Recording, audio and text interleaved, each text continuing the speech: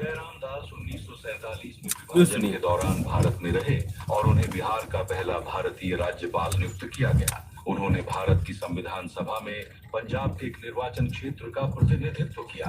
1950 से 1956 तक जयराम दास ने असम के राज्यपाल के रूप में भी कार्य किया। उन्होंने 1 मार्च 1979 को अंतिम सांस ली। महान राष्ट्रवादी जयराम दास दौलत राम को हमारा नमन। आज हम आजाद हिंद फौज के मीजो सदस्य डार्थावमा रेंथली को भी याद कर रहे हैं, जिनकी 21 जुलाई 2019 को मृत्यु हुई थी। 1920 में पुकपोई गांव में जन्मे रेंथली ने स्वतंत्रता सेनानी बनने से पहले भारतीय सेना की मेडिकल कोर में सेवा की थी। द्वितीय विश्व युद्ध के दौरान उन्हें मलेशिया भेजा गया था, जहां उन्होंने लड़ाई लड़ी, लेकिन जापानी सेना ने उन्हें गिरफ्तार कर लिया और सिंगापुर में बंदी बनाकर रखा।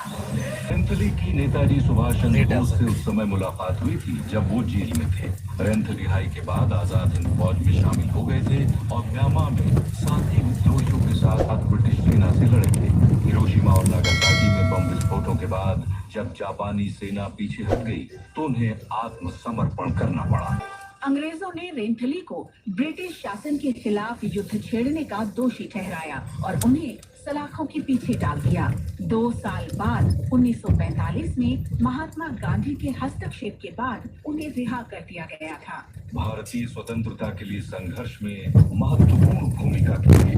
भारत सरकार ने 1972 में रेंथली को ताम्रपत्र से सम्मानित किया। इस महान हस्ती ने 21 जुलाई 2019 को 99 वर्ष की आयु में अंतिम सांस ली।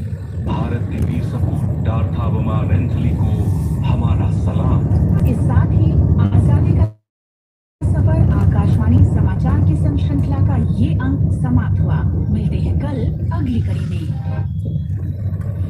मनोज बताएं कि आज के समाचार पत्रों में क्या विशेष है। जी विमलेंदु, संसद की कार्यवाही में तीसरे दिन भी व्यवधान, अखबारों की बड़ी खबर है। दैनिक जागरण की सुर्खी है, भाजपा बोली संसद में गतिरोध की सूत्रधार है कांग्रेस पार्टी। भाजपा बहस के लिए तैयार। भाजपा और कांग्रेस के बीच राजनीतिक घमासान तेज। कार्मिक मंत्री डॉक्टर जितेंद्र सिंह के लोकसभा में बयान पर पंजाब केसरी लिखता है, 10 लाख नौकरियों का लोकसभा में कहा, 40,35,000 पद स्वीकृत। सभी मंत्रालयों से समयबद्ध तरीकों से नौकरियां भरने के दिए गए निर्देश। अमर उजाला का कहना है, देश आज मिलेंगे नए महामहिम। राष्ट्रपति चुनाव के लिए वोटों की गिनती आज, शाम तक आएगा नतीजा। पहले गिने जाएंगे सांसद। लिखता है, नेशनल हेराल्ड से जुड़े धन शोधन मामले में कांग्रेस प्रमुख सोनिया गांधी से प्रवर्तन निदेशालय की आज पूछताछ। सोनिया गांधी की पेशी के मद्देनजर आज सुबह कांग्रेस के वरिष्ठ नेताओं की बैठक। दैनिक जागरण की खबर है, रुपए में कारोबारों के लिए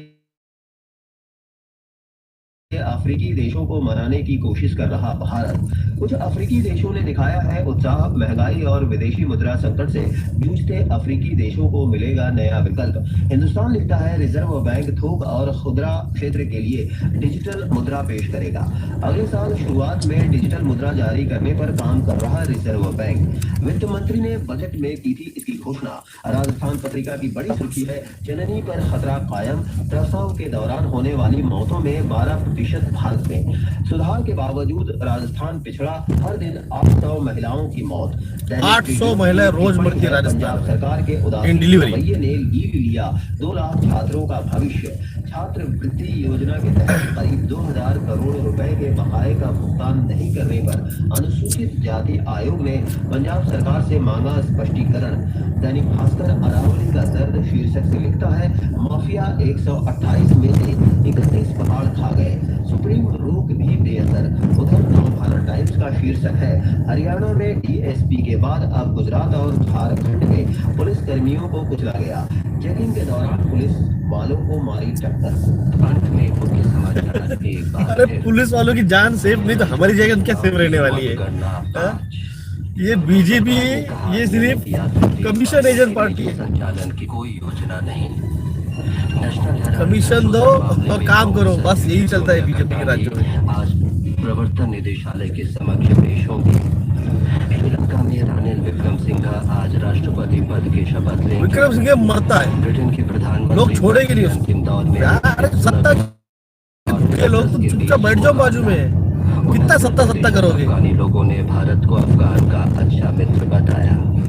भारतीय स्टेट बैंक ने ग्राहकों की बैंकिंग सुविधाएं सरल बनाने के लिए व्हाट्सएप बैंकिंग सेवा शुरू की और पारुपल्ली कश्यप और मिथुन मंजुनाथ ताइपे बैडमिंटन के दूसरे दौर में पहुंचे।